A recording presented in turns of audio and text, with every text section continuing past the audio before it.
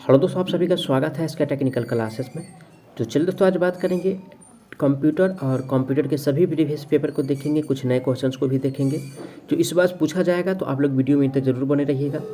दोस्तों, कुछ दिनों से जो है लगातार वीडियो नहीं आ रहा था किसी कारणवश, तो मैं आज से कोशिश करूँगा कि लगातार वीडियो आप लोग तक पहुँचे और अपने तैयारी को और अच्छा से एडजस्ट कर पाएँ वीडियो के साथ। तो चलिए आज का सबसे पहला प्रश्न से स्टार्ट करते हैं। उससे पहले नए हैं तो चैनल को सब्सक्राइब करके वीडियो को जरूर शेयर कर दीजिएगा।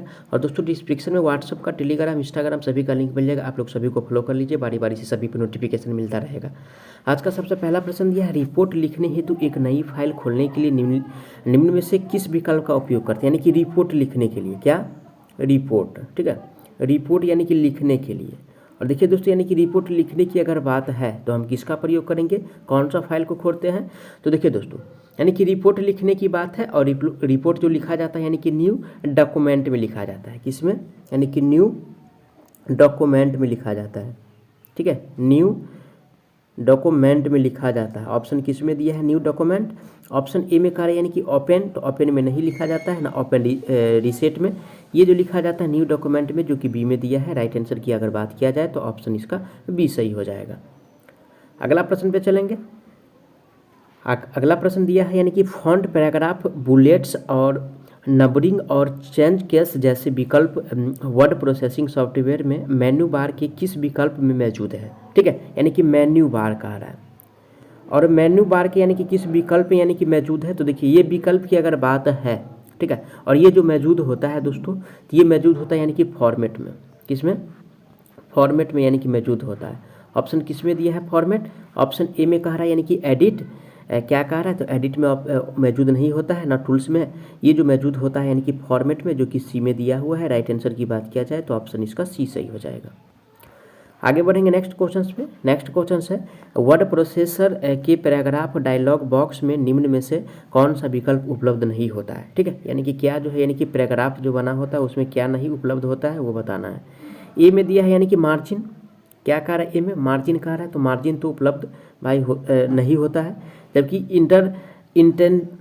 इंडेंटेशन ये होता है और लाइन स्पेसिंग भी होता है और नंबरिंग भी होता है, लेकिन यानी कि मार्जिन जो है ये नहीं होता है, जो कि ऑप्शन ए में दिया है मार्जिन। राइट आंसर की बात किया जाए ये सही हो जाएगा।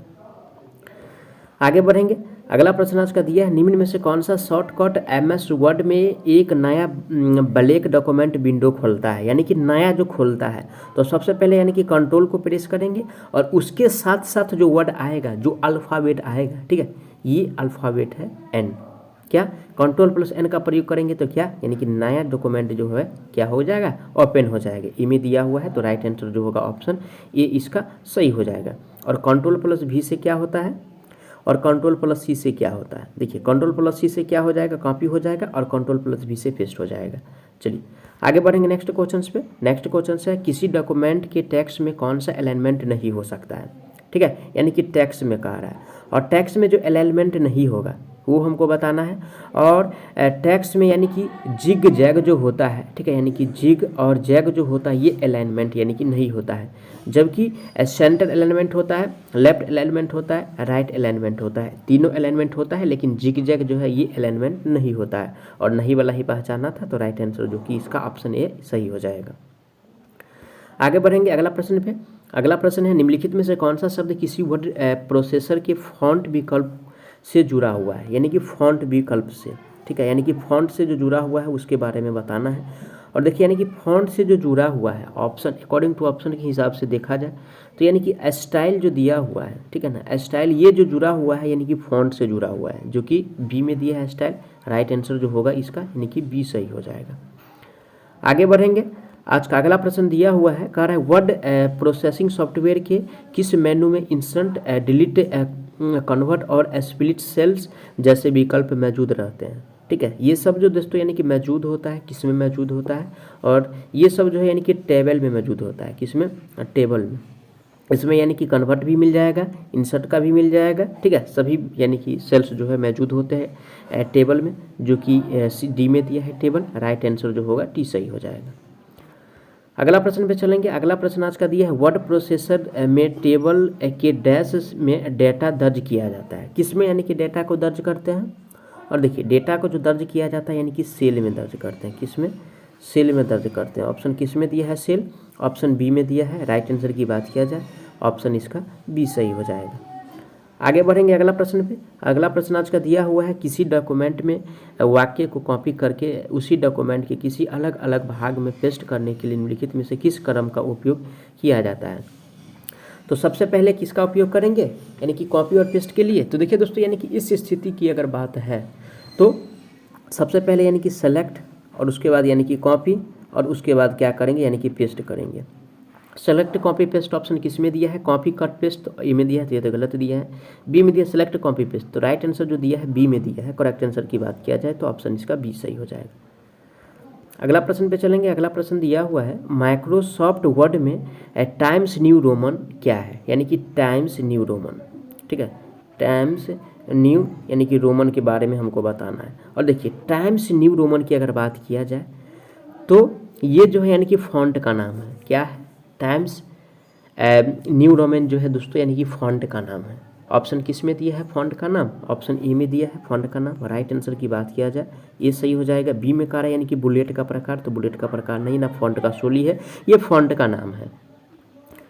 अगला प्रश्न पे चलेंगे। आज का अगला प्रश्न दिया हुआ है, माइक्रोसॉफ्ट वर्ड निम्नलिखित में से किस फॉन्ट आकार ड्रॉप डाउन सूची में नहीं चुना जाता है?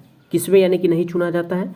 और देखिए दोस्तों यानी कि जो नहीं चुना जाता है, ठीक है, ये 13, ठीक है, में नहीं चुना जाता है, जो कि डी में दिया है। राइट आंसर की बात किया जाए ऑप्शन इसका डी सही हो जाएगा। आगे बढ़ेंगे। अगला प्रश्न आज का दिया हुआ है, माइक्रोसॉफ्ट वर्ड में किस प्रकार के संलेख से आवश्यक होने पर शब्द के बीच अतिरिक्त खाली स्थान रखकर बाएं और दाएं दोनों पेज मार्जिन में पैराग्राफ को संरेखित किया जाता है? ठीक है। और देखिए दोस्तों यानी कि जो संरेखित किया जाता है यानी कि जस्टिफाई में, ठीक है, किसमें? जस्टी यानी कि फाई में, यानी कि क्या किया जाता है तो संरेखित किया जाता है, जो कि बी में दिया हुआ है जस्टिफाई। राइट आंसर की बात किया जाए तो ऑप्शन बी सही हो जाएगा। ए में दिया है सेंटर, तो सेंटर से कोई मतलब नहीं, ना बाएं से कोई मतलब है। नेक्स्ट क्वेश्चन आज का दिया हुआ है, माइक्रोसॉफ्ट वर्ड का दूसरा नाम क्या है? ठीक है, माइक्रोसॉफ्ट वर्ड का, ठीक है। देखिए दोस्तों यानी कि माइक्रोसॉफ्ट वर्ड का अगर दूसरा नाम की अगर बात किया जाए, ठीक है, तो ये वर्ड प्रोसेसर है इसका दूसरा नाम, वर्ड प्रोसेसर। ऑप्शन किस में दिया है word processor? Option number A में कह रहा है यानी कि सिस्टम सॉफ्टवेयर, तो सिस्टम सॉफ्टवेयर माइक्रोसॉफ्ट वर्ड का दूसरा नाम नहीं है, ना वर्क बुक है। इसका नाम की बात किया जाए तो वर्ड प्रोसेसर है, जो कि डी में दिया है। राइट आंसर डी सही हो जाएगा। अगला प्रश्न आज का दिया हुआ है, कह रहा है कि माइक्रोसॉफ्ट वर्ड में टेबल में कम से कम कितनी पंक्तियाँ और स्तंभ बनाए जा सकते हैं माइक्रोसॉफ्ट वर्ड में, ठीक है, एमएस वर्ड में। और देखिए दोस्तों एमएस वर्ड की बात है यानी कि पंक्तियाँ और टेबल का, तो इसमें यानी कि पंक्तियाँ, पहले क्या कह रहा है पंक्तियाँ और टेबल।